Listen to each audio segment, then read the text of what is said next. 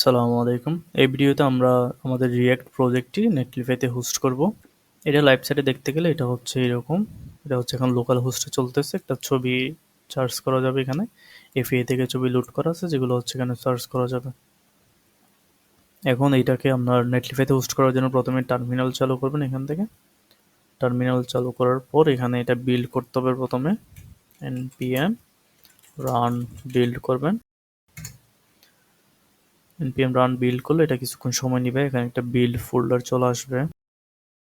এটা বিল্ড হয়ে গেছে এবং হচ্ছে এটা এখানে একটা বিল্ড ফোল্ডার চলে আসছে। নেটলিফাইতে আপনি রিয়েক্ট প্রজেক্ট দুইভাবে হোস্ট করতে পারেন। একটা হচ্ছে আপনার সরাসরি গিটহাব থেকে হোস্ট করতে পারেন, আর একটা হচ্ছে ম্যানুয়ালি বিল্ড ফোল্ডার তৈরি করে এই বিল্ড ফোল্ডারটা আপনার নেটলিফাইতে হোস্ট করতে পারেন আর কি। এটা বিল্ড ফোল্ডারটা তৈরি হয়ে গেছে। তৈরি হওয়ার পর এখানে আপনার যেটা প্রজেক্ট আছে প্রজেক্টটার যে ফোল্ডার আছে ওই ফোল্ডারটা চালু করবেন।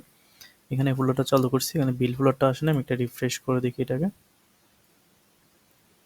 রিফ্রেশ করার পর এখানে বিল্ড ফোল্ডারটা চলে আসছে। এই বিল্ড ফোল্ডারটা আমাদের প্রয়োজন হবে আর কি। ওইটাকে মিনিমাইজ করি। মিনিমাইজ করার পর আমি এখানে গুগল ক্রোমে চলে আসলাম। এখান থেকে আমি netlify.com লিখে সার্চ করব। নেটলিফাইতে আসার পর এখানে আপনাকে লগ ইন করতে হবে। লগ ইনে ক্লিক করলাম। লগ ইনে ক্লিক করার পর এখানে গিটহাব দিয়ে লগ ইন করতে হবে বেসিক্যালি। আমার ক্ষেত্রে আমি এটা লগ ইন করছিলাম, অনেক প্রজেক্ট হোস্ট করছি এটাতে। আপনার ক্ষেত্রে এখানে আপনাকে গিটহাবের লগ ইন চাইবে আর কি আপনার থেকে, তখন গিটহাব লগ ইন করে ফেলবেন। করার পরে এখানে আপনার যা যা সাইট আপলোড করা আছে এগুলো আছে। আমার ক্ষেত্রে আমার অনেকগুলো সাইট আপলোড করা আছে এখানে। তারপর এখানে আপনি সাইটে চলে যাবেন। সাইটে আসার পর আপনার সবগুলো সাইট দেখতে পারবেন। অ্যাড নিউ সাইটে ক্লিক করবেন। এটা হচ্ছে আপনার গিটহাব দিয়ে সেট আপ করবেন। আর প্রথমে আমরা ম্যানুয়ালি করব। ম্যানুয়ালি করার জন্য ডেপ্লয় ম্যানুয়ালিতে ক্লিক করবেন।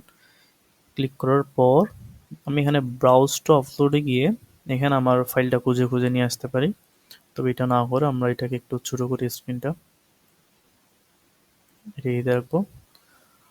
স্ক্রিনটাকে পাশাপাশি রাখার পরে এখানে আমার যে একটা টাস্ক ছিল ওইটা যেটা বিল্ড ফোল্ডার আছে, বিল্ড ফোল্ডারটাকে বাম ক্লিক চেপে ধরে এটার উপরে নিয়ে ছেড়ে দিব।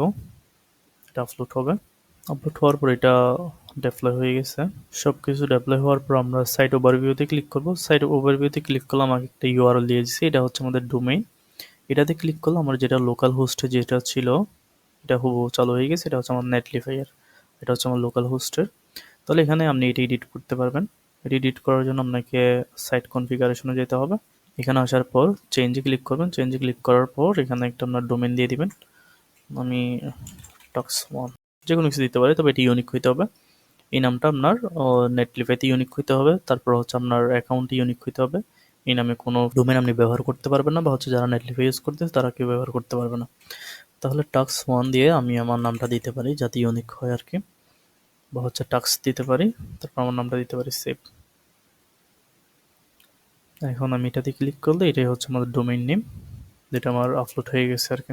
আর আপনাদের ক্ষেত্রে যদি এটা আপলোড করতে সমস্যা হয় তাহলে মানে আপলোড যদি ফেল করে আর কি, ফেল করলে আপনারা রিয়েক্টে চলে যাবেন, যেটা প্রজেক্ট আছে প্রজেক্টে চলে যাবেন।